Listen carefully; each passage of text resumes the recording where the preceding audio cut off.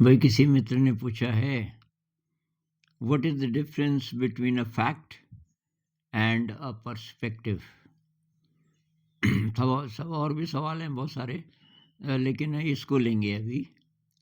What is the difference between a fact and a perspective, मतलब दृष्टिकोण में, और फैक्ट मतलब यथार्थ जो है सचमुच, उसमें क्या फर्क है। कोई उदाहरण ले लेते हैं तब समझ में आएगी बात। वो कहानी आपने सुनी होगी ना कि साधु बाबा थे और उनके साथ दो उनके डिसाइपल्स थे। और किसी गांव में रात हो गई तो एक गरीब महिला ने उनको इनवाइट किया। एक बहुत बड़ा सेठ भी था गांव का, वो भी इनवाइट कर रहा था, लेकिन गुरुजी ने बोला भाई आज इनके यहाँ चलते हैं, ये बुला रही हैं। वो बहुत गरीब थी। तो उसने खाने की बात कही तो गुरुजी ने बोला कि ऐसा करो। उसकी हालत देखी घर की कि अब मेरा तो आज व्रत है, मैं तो कुछ नहीं खाऊंगा। ये लोग भी शाम को ज़्यादा खाते नहीं हैं क्योंकि ध्यान ज़्यादा करते हैं, फिर तो उसमें शाम का खाना बाधा है। इनको आप कुछ पीने के लिए दे सकते हो। तो उसके पास एक गिलास दूध था जो उसने अपने बच्चों के लिए रखा था। उसके शायद दो बच्चे थे, तो उसने वो दो एक जैसे गिलास थे और आधा आधा दोनों गिलास आधे आधे भरे और उनको दे दिए। तो ये है, गिलास आधा भरा है, ये फैक्ट है। और गिलास आधा खाली है, ये भी बोल सकते हैं, वो भी फैक्ट है। तो जो दो थे उनके डिसाइपल्स, एक का दृष्टिकोण एकदम अलग था और दूसरे का दृष्टिकोण बहुत अलग था। तो एक ने तो ऊपर से देखा, गिलास आधा खाली है। अब ये फैक्ट है, गिलास एक्चुअली आधा खाली है। लेकिन अब इससे उसके मन में जो बातें आई, अब वो है इम्पोर्टेंट। तो उसके दिमाग में वो सेठ घूमने लगा, अगर वहाँ जाते तो कितना अच्छा होता। अरे गुरुजी भी हमारा ख्याल नहीं रखते। अब ठीक है ये नहीं खाते तो अब हम तो जवान है ना। अब कम से कम एक ही गले एक गिलास पूरा दूध होता तो भी चलता, आधा खाली है। और वो असंतुष्ट रहा, उसको ठीक से नींद नहीं आई, बार बार करवट लेता रहा रात को। ये जो दूसरा था उसने घर की हालत देख ली थी, संवेदनशील था, वो समझ गया ये दूध बच्चों के लिए रहा होगा। आज ये जो महिला हैं तो अपने बच्चों को दूध नहीं दे पाएंगी, वो तो हमको दे दिया। और आधा भरा है, बड़े बड़े गिलास हैं, आधा गिलास भरा है, आधा गिलास दूध से भरा है। अब वो एक एक घूंट को अमृत की तरह पीने लगा। तो ये दूसरा दृष्टिकोण है। दृष्टिकोण कह लो, इंटरप्रिटेशन कह लो, तो दृष्टिकोण वही तो है ना। जितनी चीज़ें हमारे दिमाग में आती हैं एज फैक्ट और अज्यूम्ड फैक्ट, तब हम उसको किस दृष्टि से देखते हैं। तो एक एक घूंट अमृत, और उसको बहुत अच्छी नींद आई। सुबह गुरुजी ने उठाया तो एक तो पहले से उठा था, और दूसरा तो अभी अभी सोया था, उसको बड़ी मुश्किल से उठाया कि गुरुजी हो गई सुबह। हाँ, कि तेरी नींद पूरी नहीं हुई होगी ना, क्योंकि तू तो यही सोचता रहा कि गिलास आधा खाली था। वो गुरुजी कुछ बहुत एडवांस थे, उनको पता चल जाता था। अब आप बताओ कि फैक्ट तो है, लेकिन हमारी ज़िंदगी पर क्या असर पड़ता है उस फैक्ट का, वो डिपेंड करता है कि आप उसको किस तरीके से देखते हो। ये जो अध्यात्म में बात आती है ना कि thy will O God not mine be done. अब ये ये एक दृष्टिकोण है। हम जीवन को इस नज़र से देख रहे हैं कि जो भी हो मुझे एक्सेप्टेबल है because it is God's will. इस दृष्टिकोण को जो मानेगा उसको दुःख कम होगा। अब ये फैक्ट है क्या कि ये गॉड्स विल है? हम नहीं जानते। हमें कोई डायरेक्ट एक्सपीरियंस इसका नहीं है। तो अब बार ज़िंदगी में अगर ऐसे अनुभव होंगे कि इस अप्रोच से हमेशा फ़ायदा ही हुआ, चाहे दुःख मिला, चाहे सुख मिला, लेकिन अप्रोच एक्सेप्टेंस की रही, तो इससे अच्छा रहा। इससे एंग्ज़ायटी नहीं हुई, फालतू की चिंता नहीं हुई। ऐसा नहीं हुआ कि ऐसा क्यों हो रहा है मेरे साथ, एक्सेप्टेंस है। तो असली बात यही है, दृष्टिकोण कैसा है आपका। और जो फैक्ट है वो भी तो डाउटफुल है ना। एग्जैक्टली फैक्ट क्या है? भाई मुझे ये कमरा जैसा जैसा दिखाई दे रहा है वो तो इसलिए दिखाई दे रहा है कि मेरी आँख इंसान की है। इसको अगर ईगल देखे तो उसको कुछ और दिखेगा। इसको बैल देखे तो उसको तो रंगीन ही दिखेगी। हर एक को अलग दिखेगा। तो ये मैं इसको फैक्ट मान सकता हूँ, लेकिन एक्चुअली ये भी एक प्रकार का पर्सपेक्टिव है।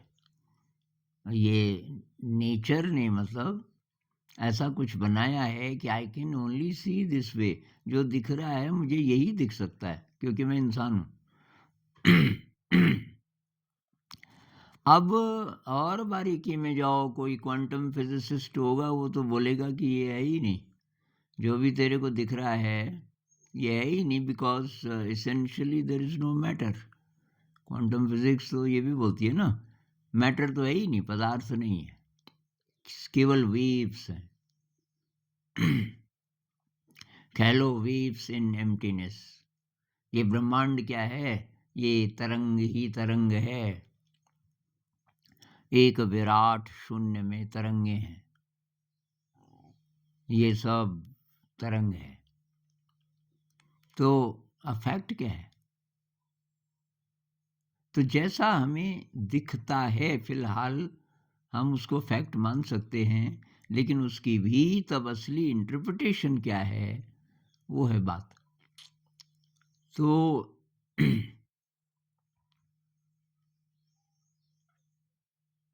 अब पता नहीं आप क्या बोलना चाहते थे, लेकिन असली बात भाई यही है कि दृष्टिकोण कैसा है। तो इन्होंने ये भी पूछा है, what is the difference between understanding and realisation. तो भाई अंडरस्टैंडिंग का अगर मतलब ये है कि जैसे रोटी कैसे बनती है, मैंने कुछ किताबें पढ़ ली, अब मैं सोचने लगा मुझे ज्ञान हो गया, इसका अंडरस्टैंडिंग हो गई कि कैसे रोटी बनती है, तो ये तो अभी असली ज्ञान नहीं है, ये धोखा दे सकता है जब तक मैं बनाता नहीं। तो बनाने का मतलब है कह सकते हैं रियलाइजेशन या रियल एक्सपीरियंस। उसको एक्सपीरियंस करना, उसको रियलाइज़ करना, मतलब आपने रोटी बनाई और वो सीखने में टाइम लगेगा। अब आप बनाना सीख गए, तब उसको एक्चुअल अंडरस्टैंडिंग बोलेंगे। या अगर आप ये बोलना चाहते हो कि भाई अंडरस्टैंडिंग का मतलब है कॉन्सेप्चुअल अंडरस्टैंडिंग, कॉन्सेप्ट के लेवल पे हम समझ गए कि ये ऐसे बनती है रोटी, तो वो पूरी अंडरस्टैंडिंग है नहीं जब तक कि उसका अनुभव हम न लें।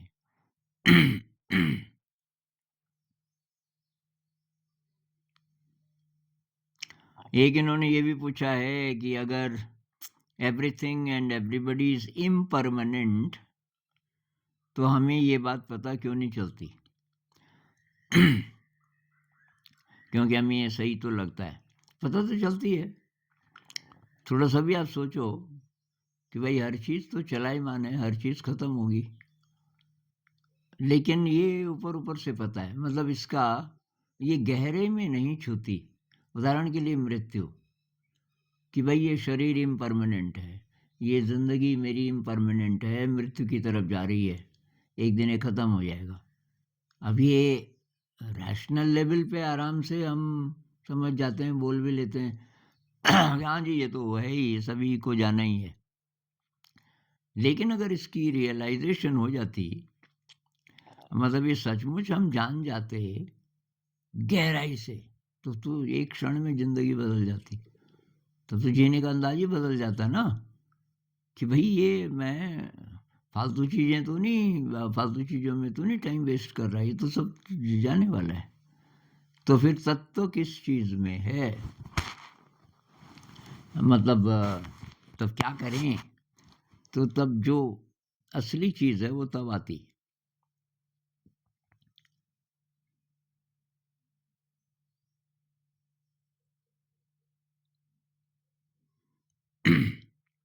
फिर विचार को हम इतना महत्व क्यों देते हैं?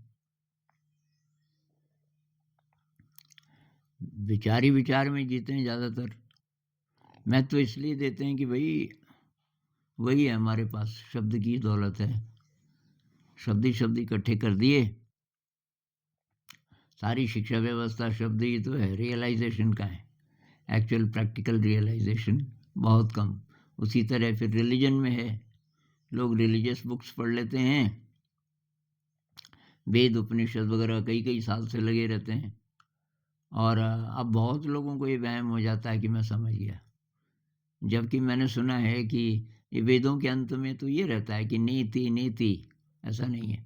बाबा रामदास जी की किताब है ना, बी हियर नाउ, कमाल की किताब है। और वो सारी किताब ख़त्म करके लास्ट पेज में लिखा है, painted cakes do not satisfy. आपने पढ़ लिया, आपको भी अच्छा लगा भी होगा, और आपको हो सकता है ये वहम हो गया हो कि मुझे सत्य का आभास हो गया। लेकिन ये तो सब वैसे केक्स हैं, पेंटेड, जैसे गत्ते पे पेंट करके वो केक जैसा दिख रहा है। इससे थोड़ी आपकी भूख मिटेगी, असली केक चाहिए। तो असली तो वही शब्द से आएगा नहीं, शब्द के परे जाना पड़ेगा। तो शब्द के परे जाना पड़ेगा। एक्चुअल जो ज्ञान है वो कब होता है? जब आपका कॉन्शियस ब्रेन सरेंडर कर दे। इन्हीं भाई साहब ने कल एक और सवाल पूछा था कि ये ध्यान में हम बैठ जाते हैं और एफर्मेशन, उनका ये मानना था कि एफर्मेशन ज़रूरी है। मतलब हम रीवायर कैसे करेंगे ब्रेन को? तो कुछ ना कुछ बोलना पड़ेगा। आजकल ये भी है ना, ये कोई ब्रूस लिप्टन है, कुछ साल पहले मैंने कुछ वीडियोस देखे थे। ब्रूस लिप्टन है कोई डॉक्टर, और वो यही बोलता है कि सजेशंस दो, बार बार बार बार बोलो। भाई बात ये है कि क्या बोलो, मतलब ब्रेन कैसे रिवायर होता है, वो कैसा चाहिए, वो हमको थोड़ी पता है।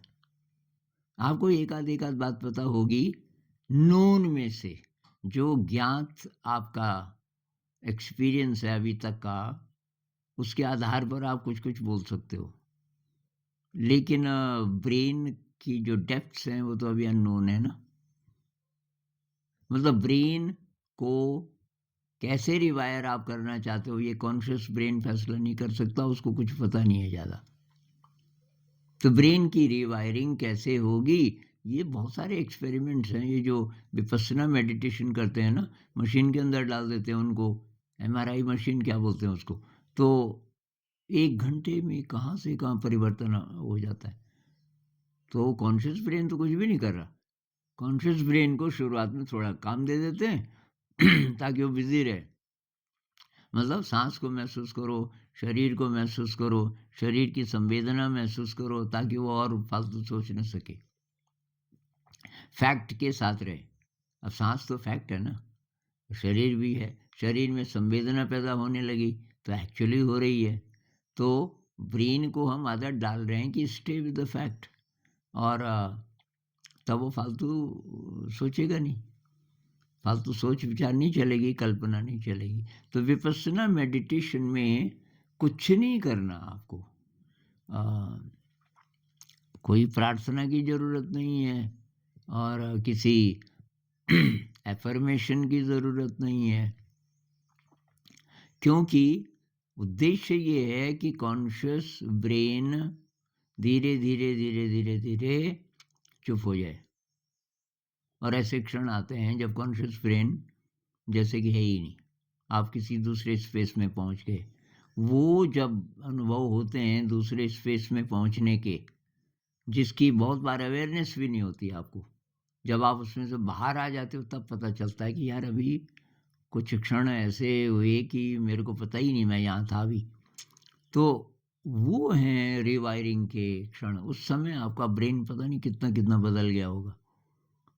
तो एफर्मेशन वगैरह वगैरह की अब जहाँ जहाँ रेलेवेंट है कर लो, पर उसको इसके साथ मिक्स मत करो। मतलब यहाँ तो कोई ज़रूरत है नहीं आपको किसी भी चीज़ की विपස්සना में। लेकिन अब अलग से करना है तो कर लो, जैसे लूसिड ड्रीम में करते हैं कि आज रात मुझे लूसिड ड्रीम होगा। जैसे किसी को नाइटमेयर्स होते हैं, आज रात नाइटमेयर होगा तो मैं उसको, कोई राक्षस आएगा जो भी आएगा उसको मैं एक्सेप्ट करूँगा, डरूँगा नहीं, और वो लूसिड ड्रीम में बदल जाएगा। या सोते समय करते हैं ऐसा बार बार मंत्र की तरह कि आज मुझे सपना होगा तो पता चल जाएगा कि ये सपना है, तो लूसिड ड्रीम बन जाएगा। ऐसे बार बार बार बोलना, जहाँ जहाँ रेलेवेंट है बोल लो।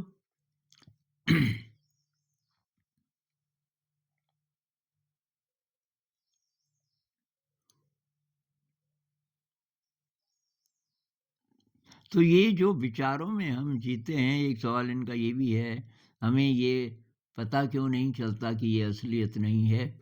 विचार ही विचार में वही वही तो सिखा रहे हैं हमें, केजी से लेके जब तक शिक्षा व्यवस्था पूरी होती है तो वही तो सिखा रहे हैं, विचार ही विचार। ये गलत ट्रेनिंग के कारण है। और ऐसा नहीं है कि इंसान का डिज़ाइन ही ऐसा है कि वो ये विचार कोई असली मान लेता है, ऐसा नहीं है। अभी डोमिनेंट हो गया विचार, क्योंकि वो शॉर्टकट है। विचार करेंसी की तरह है ना, कहीं भी फिट कर दो उसको। तो कारण ये है कि रियल एक्सपीरियंस के लिए तो ज़िंदगी लगानी पड़ती है ना। और वो तब जो लोग ऐसा करते हैं उन्हें रियल एक्सपीरियंसेस होते हैं। वहाँ ये शब्द शुब्द काम नहीं करते, बल्कि शब्द ख़त्म हो जाते हैं। भाई कोई पेंटर है, पेंटिंग कर रहा है, शब्द ख़त्म हो जाएंगे। कोई म्यूजिशियन है, नया म्यूज़िक बना रहा है, उसके शब्द ख़त्म हो गए। मेडिटेशन में वही होता है, शब्द ख़त्म हो जाते हैं। प्रेम में ऐसा होता है। तो शब्द के पार कैसे जाएं? ये जो कॉन्शियस ब्रेन है, जो शब्द को ही सब कुछ मानता है, तो इसके पार कैसे जाएं? अब मेमोरी है, मेमोरी को भी हम शब्द से ही पकड़ते हैं, इमेजेस भी हैं उसमें। लेकिन केवल इमेजेस हैं ऐसा भी नहीं, उसमें तब शब्द तो रहते ही हैं तभी भी। कुल मिला के वही वही बातें हैं। Acceptance, thy will O God not mine be done. जिंदगी में एक तो ये नज़रिया रहे, ये बहुत काम का है। ध्यान करें, और ध्यान तब सफल होगा जब उसके साथ हम शील का पालन करेंगे। हिंसा नहीं करना, नशा नहीं करना, चोरी नहीं करना, झूठ नहीं बोलना वगैरह। और पारमिताओं को पुष्ट करें। पारमिताएं मतलब देने का भाव, विनम्रता, कृतज्ञता इत्यादि। तो तब धीरे धीरे ऐसा होगा कि आपका जो कॉन्शियस ब्रेन है ना, जो डराता है, जिसमें मेमोरी है, तो पीछे मेमोरी के आधार पर वो भविष्य की बातें प्रिडिक्ट करता है, और व्याकुलता आती है, एंग्जाइटी आती है। ये सब खत्म हो जाएगा, क्योंकि न तो हम पास्ट का कुछ सहारा ले रहे हैं, बल्कि रिजेक्ट कर रहे हैं उसको। जो हुआ खत्म भाई, फिनिश्ड। हुआ फैक्ट थोड़ी है। जो आप सोच रहे हो वो भी कल्पना है, वो भी फैक्ट नहीं है। तो स्टे विद द फैक्ट। तो जो फैक्ट से मेरा मतलब जो आपको इस समय एक्सपीरियंस हो रहा है प्रेजेंट मोमेंट में, बस स्टे विद दैट। ध्यान हमें वही सिखाता है ना। विपස්සना में कहते हैं कि स्टे विद योर ब्रेथ, सांस पे ध्यान लगाओ, शरीर पे ध्यान लगाओ, शरीर में जो संवेदना हो रही है उस पे ध्यान लगाओ। तो ये सब वर्तमान क्षण में सत्य है, जिसका हमें अनुभव हो रहा है, बस। अब यही अप्रोच हम सब जगह भी लागू कर सकते हैं। कुछ भी करते हुए जो आप कर रहे हो उसके साथ रहो बस। तो शायद थोड़ा-थोड़ा क्लियर हुआ होगा। नमस्कार।